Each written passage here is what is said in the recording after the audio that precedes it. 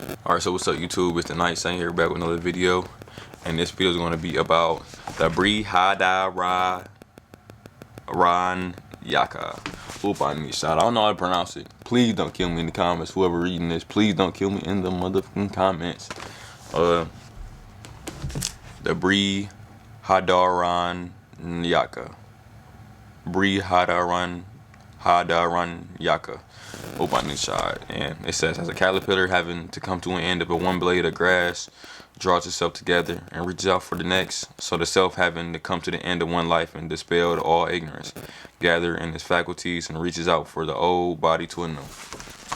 And I think just reading that is giving me the sense of like immortality. All right. Forest of Wisdom. The Brihadaranyaka means the great forest, and that is the apt name of this Upanishad, which is by far the longest and one of the most revered of these magnificent documents. To read it is like walking through a great forest with paths leading off in unpredictable but somehow meaningful directions. We keep coming across the gems of wisdom. The opening selection illustrates this being one of the most poignant and illuminating discussions in the wisdom of any tradition. It is the dialogue. It is the dialogue between a sage, Yajnavalkya, and his wife, Maitreya. Yajna, I'm just gonna short it up to Yajna and Maitreya, had just reached a critical juncture in his life. He's about to leave home in pursuit of truth or self-realization. Maitreya shares his yearning for immortality, and so a parting dialogue between them turns into a deep session of spiritual instruction. One of the meanings of the word Upanishad. What Yajna wants to teach is the greatest discovery of the Upanishads, the self, which is identical in all of us. Life of all things. Whenever we love, he tells his wife, we are responding to the self within that person. Therefore, this is the underlying theme of all mysticism. If we discover this self in our own consciousness, there is no parting, no more sorrow. Shankara once declared that the word from the Upanishad gives us the essence of all their teachings. Meditate on the self, that is. Become one with it. Realize this underlying reality. Often it is the anguish of parting, the death of the loved one, that breaking apart of the deep relationship, even the growing up of our children, that propels us into the search for reality that will never let us down. So this opening passage illustrates through the experience of Maitreya the state of seriousness of being shocked into alertness that one makes ready to absorb the spiritual insight. The only real source of such insight is almost always in Indian tradition, a living teacher who is equally ready to impart it. That is why almost all Upanishads are in the form of dialogues. The next two sections we will meet Yajnavalkya, now playing the important role of the spiritual advisor to a famous king, Janaka, who himself has destined to achieve illumination, illustrating the wry humor of the Upanishads in the very human way that they see even the most august sage.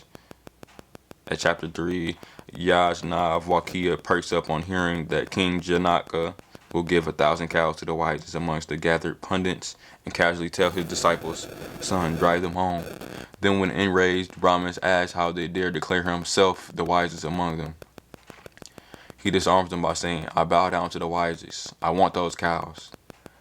Challenged by Gargi, another one of those women of spiritual authority who appear in the Upanishads, the sage explains how all existence, everything in the phenomenal world, is woven in the imperishable. To bring across this giant truth, he relies on the wonderful, vivid images. The human beings move between two main states of consciousness as a great fish, master of this world, swimming back and forth between the banks of rivers. Like a tired eagle returning to his nest at last, we find our true home in the eternal self, the source of all awareness, or boldly as one in the arms. His beloved is not aware of what is without or what is within. So one in union with the self is not aware what is without or what is within, for all desires are fulfilled. When we encounter this daring vision of reality, we want to know what to do.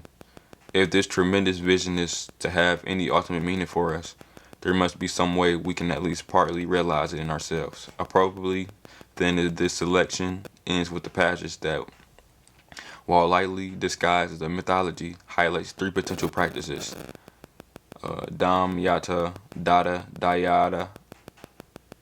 How is it? Vam, by be self-controlled, give compassion. Give and be compassionate. This passage boiled down as it is three potent syllables: da da da, caught the imagination of T.S. Eliot.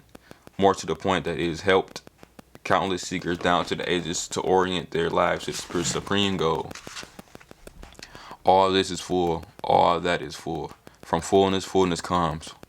When fullness is taken from fullness, fullness still remains. Om Shanti, Om Shanti Shanti.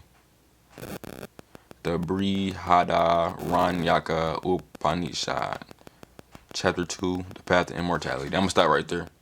But yeah, I'm not gonna lie.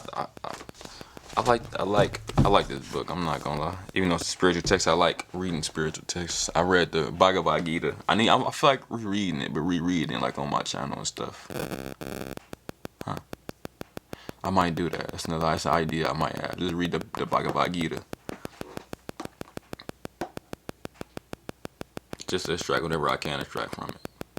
Again, even though, sometimes you need refreshers on these spiritual books for real. But yeah, if I like the video, like, comment, subscribe, and I will see y'all later. Thank you.